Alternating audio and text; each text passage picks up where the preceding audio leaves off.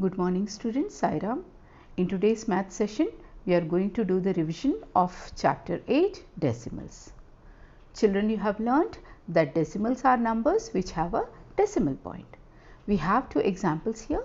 In the first example, 46.8, we can see the decimal point separates the ones place and the tens place. That means the digit immediately to the right of decimal point is representing tens place.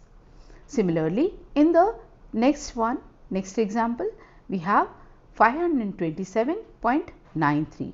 So, 9 represents tens and 3 represents hundreds. That means 9 can be taken as 9 upon 10, whereas 3 can be taken as 3 upon 100. So, tens means 1 out of 10 as a fraction, and it can be written as a decimal as 0.1.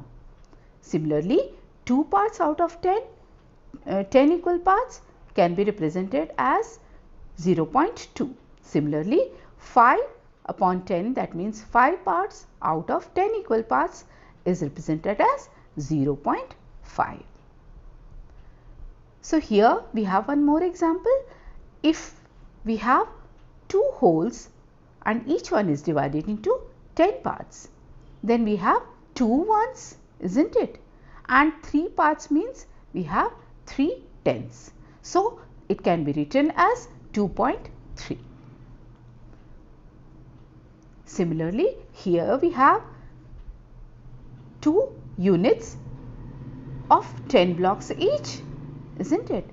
So, it is 2 multiplied by 10, that means 2 tens, and 3 ones or 3 units and 5 parts of a unit. That means it is 20 plus 3 plus 5 upon 10. So, it will be read as 23.5. So, 46.8 if we have, then 8 is representing tens place, and then comes the decimal point, and then there is units place, and as we go left we get tens place, and beyond that hundreds place or thousands place. So, the first digit after decimal point is tenth. So, in expanded form this can be written as 4 multiplied by 10 plus 6 multiplied by 1 plus 8 multiplied by 1 upon 10. So, writing in place value table, how can we write? We can write 4 tens, 6 ones and 8 tens. So, here we have an example. We have two problems in this example. We have to write the numbers in place value table. First one is 20.5. So, here we have how many tens? We have 2 tens. And how many ones? We have 0 ones. No ones here. And how many tens? 5 tens. In the next example, 4.2, do we have tens here? No. So, we have 0 tens here, and how many ones? 4 ones. And how many tens? It is 2 tens.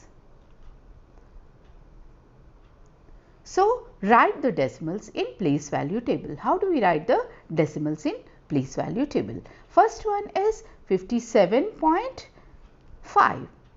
So, 57.5, do we have hundreds here? No. So, we have 5 tens, 7 ones and 5 tens. That means it is 5 upon 10. Then 8.3, do we have hundreds here? No.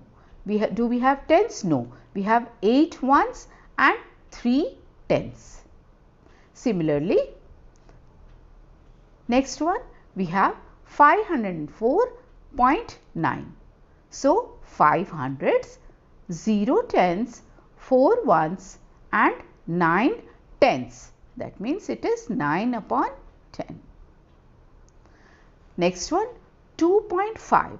So we have 0 hundreds, 0 tens, 2 ones and 5 tens. 0.8 we have 0 hundreds, 0 tens, 0 ones and 8 tens. So this is how we write the decimals in place value table. Next, write each of the following as decimals. Words are given, we have to write them as decimals. 2 ones and 5 tens. 2 ones, 2 plus 5 tens. 5 tens means 5 upon 10. So how will we write it as a decimal? It is 2.5. Next, 30 and 1 tenth. So we have 30 plus 1 tenth. 1 tenth means it is 0.1. So 30 plus 0.1 is 30.1. The decimal is 30.1. Next, 402.9. This is a decimal given, we have to write the words for them.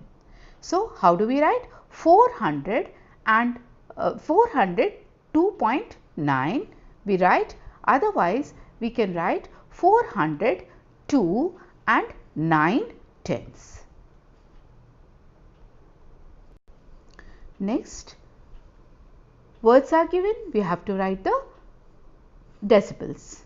So first one is 2 ones and 5 tenths. So we have 2 ones and 5 tenths. So 2 plus 5 upon 10, it becomes 2.5, isn't it? Then 30 plus 1 upon 10, 30.1. Next, we have the expanded form and we have to write as decimals. First is 30 plus 6 plus 2 upon 10. So 30 plus 6, we have 3 tenths, 6 ones and 2 tenths. So what will be the decimal representation? It will be 36.2. Then we have 600 plus 2 ones plus 8 upon 10. That means it has 6 hundreds, no tenths and 2 ones and 8 tenths. So what will be the decimal representation? It will be 602.8.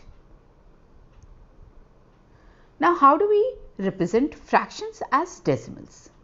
If we have 10 as the denominator, then it's simple, we can put a decimal point in front of the number, or if it is we can place the digit just to the right of the decimal, that means that is tens place, okay, if the denominator is 10. But if we have a number, a fraction like this, 4 upon 5, then how do we do this? Then we have to convert this fraction into equivalent fraction so that we get the denominator 10. So here by multiplying both the denominator and the numerator by 2, we get 8 upon 10, isn't it? So we can write it as 0.8. Similarly, if we have a fraction like 1 upon 2, then to make the denominator, convert the denominator into 10, what we can do? We can multiply denominator by 5 and then the numerator also we have to multiply by 5 to get the equivalent fraction. So we get 5 upon 10 and it can be represented as 0.5. So let's see how we do the decimal representation of 11.5, 11 upon 5, first one, and 1 upon 2. 1 upon 2 we have seen. Let's see how we convert 11 upon 5 into a decimal. So we can convert 11 upon 5 into equivalent fraction with denominator 10, then it becomes 22 upon 10, isn't it? And 22 upon 10 can be taken as 20 plus 2 upon 10, isn't it? And it can be written as 20 upon 10 plus 2 upon 10. That means it is 2 plus 2 upon 10. That means the decimal representation will be 2.2. So 22.10 can be written as 2.2. or 11.5 can be written as 2.2 as decimal. And B, we have already learned this 1 upon 2, how it can be written as a decimal. Both the numerator and denominator we will multiply by 5 to get equivalent fraction with denominator 10. Okay, and this will be written as 0.5. Let's move on to the next one. How do we represent decimals as fractions? So here we have 0.3. We know that when the digit is just after the decimal, that it means then it means it is a tenths in tens place. It represents tens place. So 0.3 can be represented as 3 upon 10. Similarly, if we have 0.7, this place is immediately after the decimal, to the right of decimal, so decimal point. So it is representing tens place. So we can write it as 7 upon 10. 1.2, how do we represent this as a fraction? So we know that 1.2 is 1 plus 2 upon 10, isn't it?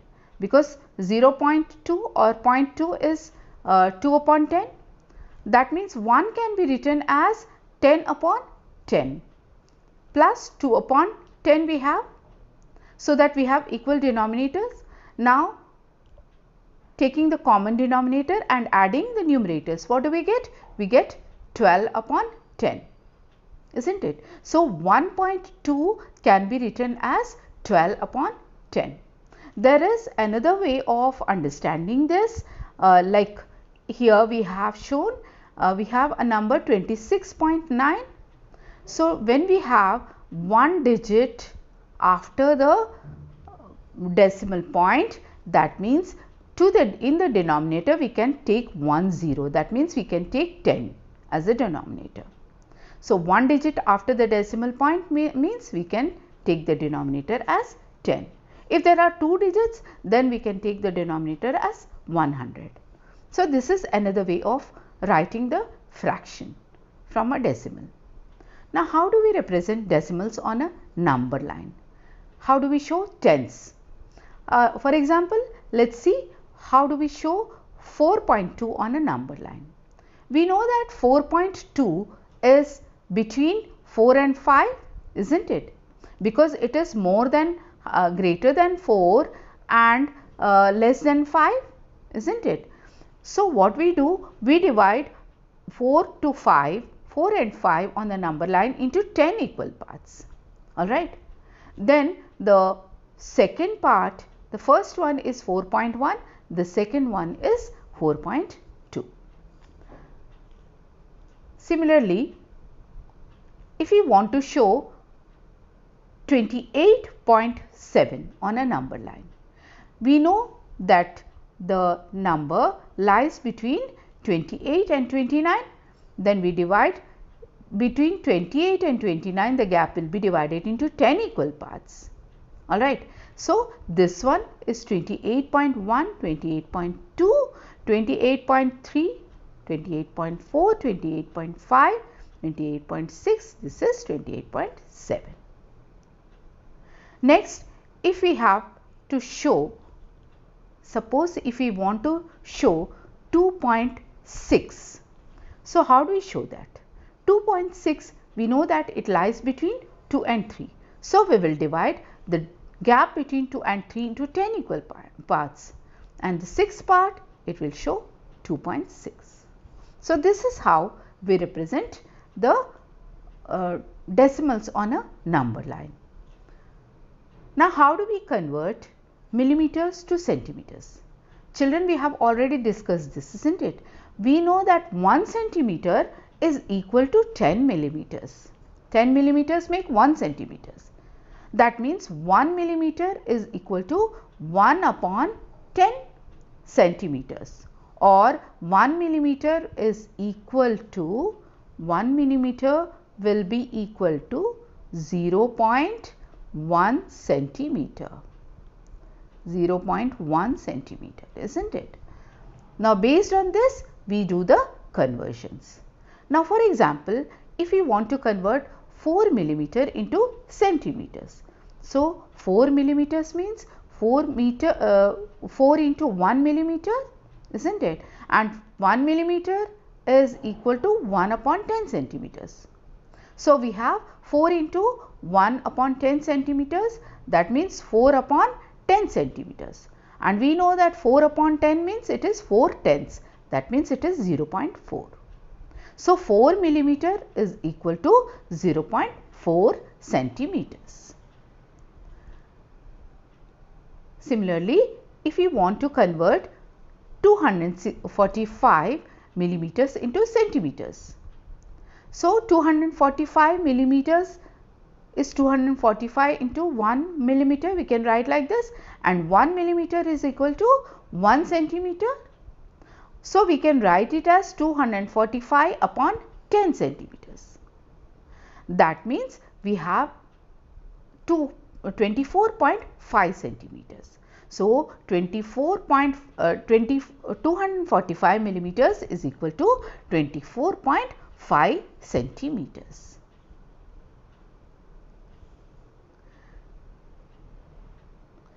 Children, with this problem, I end this session.